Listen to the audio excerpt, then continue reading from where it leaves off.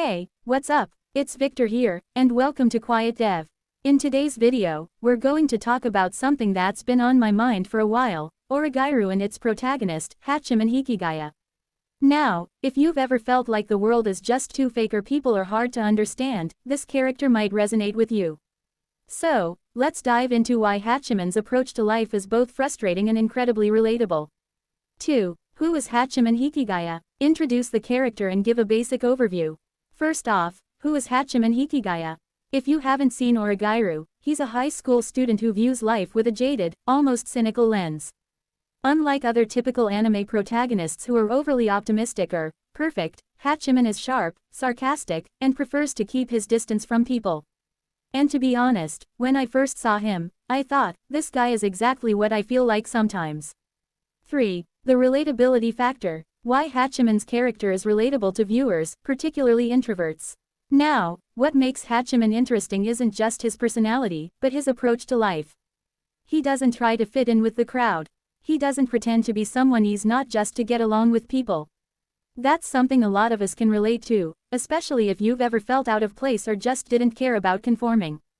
Hachiman's way of viewing the world may be a bit extreme, but it speaks to the introvert in all of us. He questions everything: relationships, society, the meaning of connections. And honestly, that level of introspection is rare in anime. 4. The struggle with connection. Discuss how Hachiman's difficulty with relationships reflects real-life challenges. One of the biggest themes in Oregairu is Hachiman's struggle with relationships. In episode 10, he talks about how it's easier to be alone than to try and make friends. Most of the time, he feels like an outsider, observing the world from a distance. He doesn't understand why people fake connections or why they act the way they do. That feeling of being disconnected, of not knowing where you fit in, it's something everyone, especially those of us who are introverted, have dealt with. It's easy to just close yourself off when the world around you doesn't seem to make sense.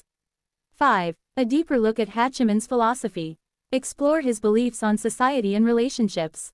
Hachiman's philosophy is a bit of a double-edged sword. On one hand, it's admirable how he rejects superficiality. He hates the fake pleasantries people throw around, and he's not afraid to say what's on his mind, even if it's uncomfortable. He'd rather be real and alone than fake it with others just to get by. But on the other hand, his isolation can lead him to make decisions that hurt others or himself. For example, in Season 2, he goes through this phase where he thinks he's helping people by doing things their way, but he's not. He's just manipulating situations to fit his own worldview.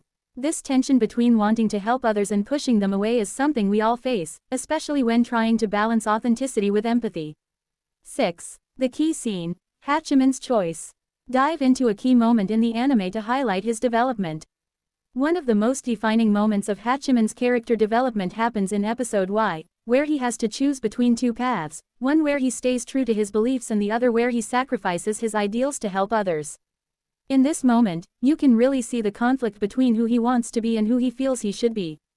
It's not about choosing the right path, it's about acknowledging that both choices have consequences, and neither is perfect.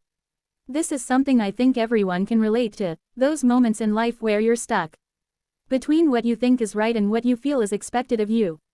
7. Hachiman's growth over time. Talk about how Hachiman evolves over the course of the series.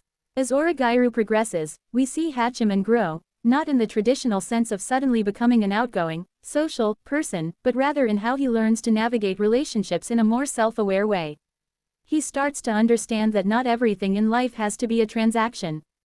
Do you agree with Hachiman's approach to life, or do you think he's taking it too far? Let me know your thoughts in the comments below. If you enjoyed this deep dive into Oregairu, don't forget to like the video and subscribe for more content like this.